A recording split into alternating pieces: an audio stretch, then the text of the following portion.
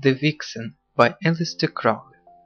Patricia Fleming threw the reins to a groom and ran up the steps into the great house, her thin lips white with rage. Lord Eyre followed her heavily. "I'll be down in half an hour," she laughed merrily. "Tell Dawson to bring you a drink." Then she went straight through the house, her girlish eyes the incarnation of a curse. For the third time she had failed to bring Geoffrey Eyre to her feet. She looked into her head. There in the lining was the talisman that she had tested, and it had tricked her. "What do I need?" she thought. "Must it be blood?" She was a maiden of the pure English strain, brave, gay, honest, shrewd, and there was not one that guessed the inmost fire that burnt her, for she was but a child when the visitor came. The first of the visits was in a dream. She woke choking. The air, sweet, clear, and wholesome as it blew through the open window from the Chilterns, was fouled with a musty stench, and she woke her governess with the tail of a tiger. The second visit was again at night. She had been hunting, was alone at the death, had beaten off the hounds. That night she heard a fox bark in her room. She spent a sleepless night of terror. In the morning she found the red hairs of a fox upon her pillow. The third visit was nor in sleep nor waking. But she tightened her lips, and would have veiled the hateful gleam in her eyes. It was that day, though, that she struck a servant with her riding whip. She was so sane that she knew exactly wherein her madness lay, and she set all her strength not to conquer, but to conceal it. 2 years later, and Patricia Fleming, the orphan heiress of Carthwell Abbey, was the county toast, Diana of the Chilterns. Yet Geoffrey Eyre evaded her. His dog's fidelity and honesty kept him true to the little north country girl that 3 months earlier had seduced his simplicity. He didn't even love her, but she had made him think so for an hour, and his pledged word held him. Patricia's open favor only made him hate her because of its very seduction. It was really his own weakness that he hated. Patricia ran, tense and angry, through the house. The servants noticed it. The mistress has been crossed, they thought. She will go to the chapel and get ease, praising her. True, to the chapel she went, locked the door, dived behind the altar, struck a secret panel, came suddenly into a priest's hiding hole, a room large enough to hold a score of men if need be. At the end of the room was a great scarlet cross, and on it, her face to the wood, her wrists and ankles swollen over the whip lashes that bound her, hung a naked girl, big-boned, voluptuous. Red hair streamed over her back. "What, Margaret, so blue?" laughed Patricia. "I am cold," said the girl upon the cross in an indifferent voice. "Nonsense, dear," answered Patricia, rapidly divesting herself of her riding habit. "There is no hint of frost. We had a splendid run and a grand kill. You shall be warm yet, for all that." This time the girl writhed and moaned a little. Patricia took from an old wardrobe a close-fitting suit of fox fur and slipped it on her slim white body.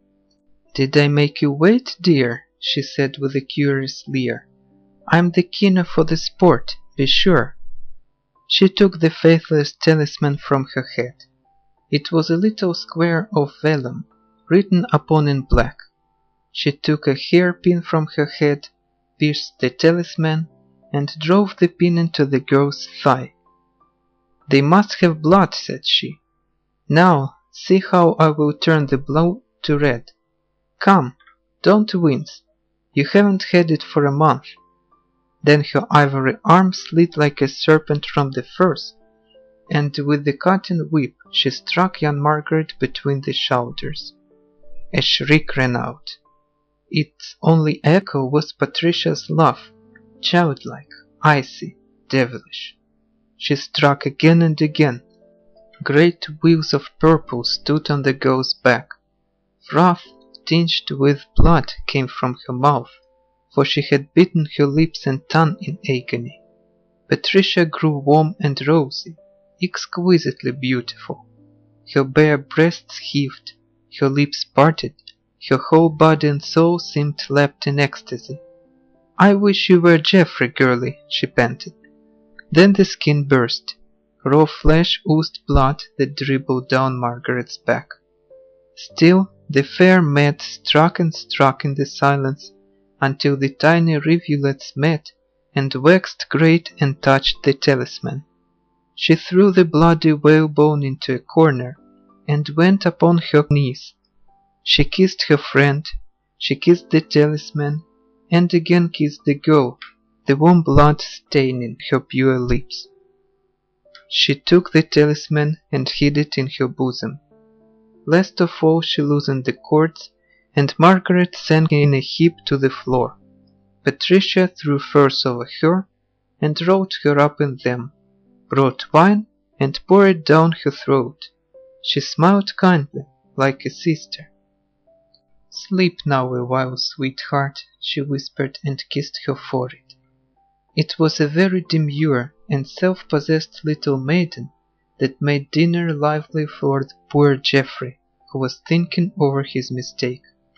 Patricia's old aunt, who kept house for her, smiled on the flirtation. It was not by accident that she left them alone sitting over the great fire. "Poor Margaret has her rheumatism again," she explained innocently. "I must go and see how she is. Loyal Margaret." So it happened that Geoffrey lost his head. "The ivy is strong enough," she had whispered, ere her first kiss had hardly died. "Before the moon is up, be sure," and glided off just as the aunt returned. Eyre excused himself. Half a mile from the house he left his horse to his men to lead home, and 10 minutes later was groping for Patricia in the dark. White as a lily in body and soul, she took him in her arms. Awaking as from death, he suddenly cried out, "Oh God! What is it? Oh my God! My God! Patricia! Your body! Your body!" "Yours!" she cooed. "Why, you're all hair!" he cried. "And the scent! The scent!" From without came sharp and resonant the yap of a hound as the moon rose. Patricia put her hands to her body. He was telling the truth. "The visitor!" she screamed once with fright and was silent. He switched the light on, and she screamed again. There was a savage lust upon his face. "This afternoon," he cried, "you called me a dog. I looked like a dog and thought like a dog, and by God, I am a dog. I'll act like a dog then." Obedient to some strange instinct, she dived from the bed for the window, but he was on her. His teeth met in her throat. In the morning they found the dead bodies of both hound and fox, but how did that explain the wonderful elopement of Lord Eyre and Miss Fleming? For neither of them was ever seen again. I think Margaret understands. In the convent which she rules today, there hangs beside a blood-stained cotton whip the silver model of a fox with the inscription, "Patricia Margarite vulpis vulpem dedit." End of The Vixen.